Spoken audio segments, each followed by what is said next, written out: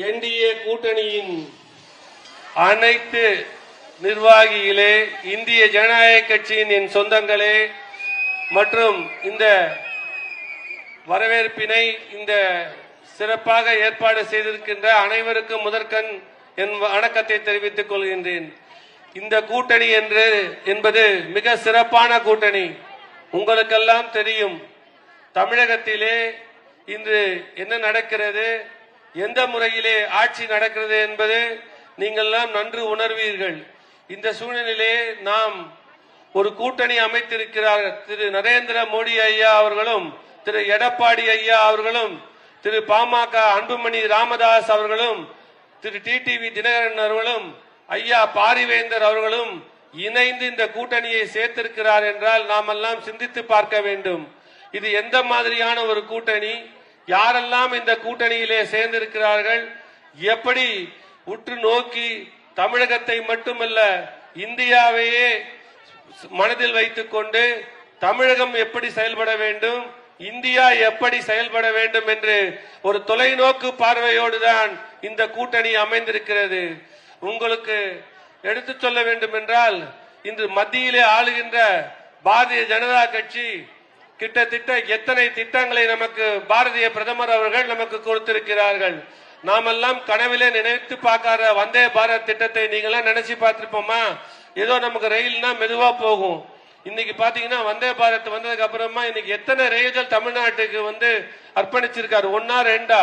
அதே போல railway track metre கேஜில இருந்து பிராட் கேஜ் பண்ணிருக்காரு.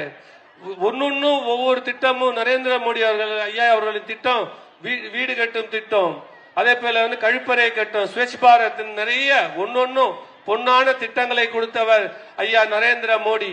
இன்றைக்கு இந்தியா மட்டும் இல்ல, உலகத்திலேயே நமக்கு எத்தனையோ பிரச்சனைகள் இன்னைக்கு எங்க நடந்துட்டு இருக்கு நமக்கு தெரியும்.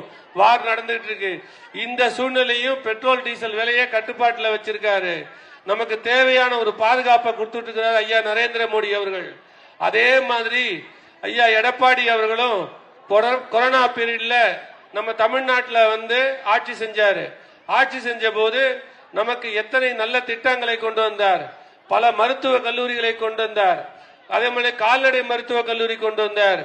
அதே போல பாட்டாளி மக்கள் கட்சி கேட்டதுக்கு இணங்க 10.4% இடஒதுக்கீடை கொண்டு வந்தார். இன்னைக்கு அந்த இடஒதுக்கீடு இருக்கா?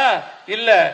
அது மாதிரி எத்தனையோ விஷயங்களை அவர் நல்லபடியா ஒரு விவசாயி குடிமகனாக இருந்து நமக்கு நல்ல விஷயங்களை செஞ்சிருக்காரு. அவர் ஆட்சி காலத்துல நமக்கு ஒரு அதிர்ஷ்டமான ஒரு மனுஷனா நம்ம பாக்குறேன்.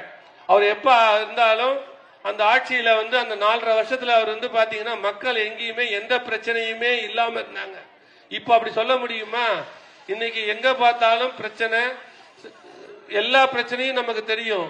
அதாவது பாத்தீங்கன்னா லா அண்ட் ஆர்டரா இருக்கட்டும், இல்ல எந்த மாதிரியான பிரச்சனையா இருக்கட்டும், உங்களுக்கு எல்லாம் நல்லாவே தெரியும். அந்த மாதிரி ஒரு ஆட்சி நமக்கு தேவையா? அதே போல ஐயா அன்புமணி ராமதாஸ் எடுத்துக்கிட்டீங்கன்னா 108 ஆம்புலன்ஸ் கொண்டு வந்தாரு. பொது வெளியில சிகரெட் பிடிக்க கூடாதுன்னு சொன்னாரு. இன்னைக்கு பொன்னான பல திட்டங்களை அன்புமணி மத்தியிலே அமைச்சராக இருந்த போது செய்தார். அது மாதிரி ஐயா பாரிவேந்தர் அவர்கள் கல்வியிலே உயர்ந்து, கல்வியிலே இந்த பகுதியிலே பல்லாவரம் பகுதி, பல்லாவரம் மாம்பலத்திலிருந்து இன்னைக்கு செங்கல்பட்டு வரைக்கும் அவர் பாத்தீங்கன்னா கல்வி சாலைகள் வச்சு, கல்வி கூடங்கள் வைத்து மனிதர்களுக்கு நல்ல காரியங்களை செய்து கொண்டு வருகிறார். அது மாதிரி ஒரு பொன்னான மனிதர்கள் எல்லாம் ஒன்று சேர்ந்து ஒரு பொருளை தேர்ந்தெடுத்துனா அது சாதாரணமா இருக்காது. மக்களே நாம எல்லாம் சிந்திக்கணும். எல்லாம் ஒவ்வொன்றும் பொன்னான திட்டங்கள். இப்ப ஐயா எடப்பாடியார் வந்தா கூட என்ன சொல்லியிருக்காங்க?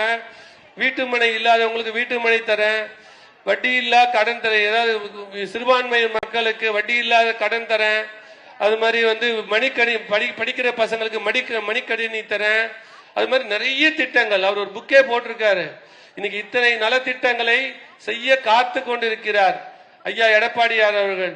நம்ம அதுக்கெல்லாம் செய்ய வேண்டியது என்னன்னா, இவங்களுடைய ஆசை பெற்ற இத்தனை தலைவர்கள் சேர்ந்து தேர்ந்தெடுத்த இந்த பல்லாவரம் பகுதியிலே உங்களுக்காக உங்கள் குரலை நாளை சட்டமன்றத்திலே ஒலிக்க செய்ய காத்திருக்கின்ற வெற்றி வேட்பாளர் திரு வெங்கடேசன் அவர்களுக்கு உங்கள் பொற்கரங்களால் வாக்களித்து இந்த தமிழகத்திலே ஒரு நல்ல மாதிரியான ஒரு எம்எல்ஏவாக அவர் இருப்பார்.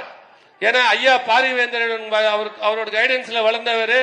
அவருக்கு விசுவாசமா இருக்கிறவரு இன்னைக்கு இந்த கூட்டணியில இருக்காருனாலே அவரும் ஒரு நல்ல மனிதர் தான். அவர் உங்களுக்கு உங்கள் குறைகளை சட்டமன்றத்தில் எடுத்து சொல்லி எந்த அமைச்சரை வந்தாலும் உங்கள் குறைகளை அவர்கிட்ட எடுத்து சொல்லி பல்லாவரத்தை சிறந்த ஒரு பகுதியாக மாற்றுவார் என்பதில் எந்த ஒரு ஐயமும் இல்லை. நாம் எல்லாருக்கெல்லாம் செய்ய வேண்டியது என்னன்னா, நம்ம ஓட்டு போடுற அன்னைக்கு ஓட்டு உரிமை என்பது உங்களுக்கு உங்கள் அரசனை தேர்ந்தெடுக்கிற உரிமை. அதுக்கு நிறைய பேர் உங்களை குழப்புவாங்க. இன்னைக்கு சொல்லுவாங்க, இன்னைக்கு உனக்கு அந்த கட்சியில இருந்து வராங்க, இது தரேன் அது தரேன்னு சொல்லுவாங்க. அதுக்கெல்லாம் ஈடுபட கொடுக்காம சிந்திச்சு செயல்பட்டு படித்தவரால் ஒரு நல்ல மனிதரால் தேர்ந்தெடுக்கப்பட்ட திரு வெங்கடேசன் அவர்களுக்கு அவர் வாக்கு தேதி என்று அவருக்கு வாக்களித்து அவரை வெற்றி பெறுமாறு செய்தால் நமக்கு இந்த பல்லாவரம் தொகுதி மிக சிறப்பாக இருக்கும். நாம் மறந்துவிடக் கூடாது. நமது ஏன்னா எல்லாம் நான் பாக்குறேன், தமிழ்நாடு ஃபுல்லா போயிட்டு இருக்கேன். தமிழ்நாட்டில் பாத்தீங்கன்னா எடப்பாடியாருக்கு நல்ல வரவேற்பு இருக்குது. மத்தியில் அன்னைக்கூட பிரதமர் வந்துட்டு போனாரு, அதுவும் சிறப்பா இருக்குது. நீங்க நிறைய மாற்றங்கள் வரும். அந்த மாற்றத்தில் நம்ம சிந்திச்சு பார்க்கும்போது பல்லாவரம் அதிகப்படியான எண்ணிக்கையில ஜெயிக்கணுங்கிறத என்னுடைய வேண்டுகோள். அதெல்லாம் நீங்க மனசுல வச்சு திரு வெங்கடேசன் அவருக்கு வாக்களிக்குமாறு தாழ்மையோட கேட்டுக்கிறேன். உங்களை எல்லாம் பாட்டுதுல ரெட்டலை சின்னத்துல நம்ம வாக்களிக்கணும். நமது சின்னம் நமது சின்னம் நமது சின்னம் ரெட்டலை. மறக்காம வெங்கடேசனை பெருவாக்குவாதனை வித்தியாசத்துல ஜெயிக்க வைக்குமாறு தாழ்மையோடு கேட்டுக்கொண்டு உங்களிடம் விடுபடுகிறேன். நன்றி, வணக்கம்.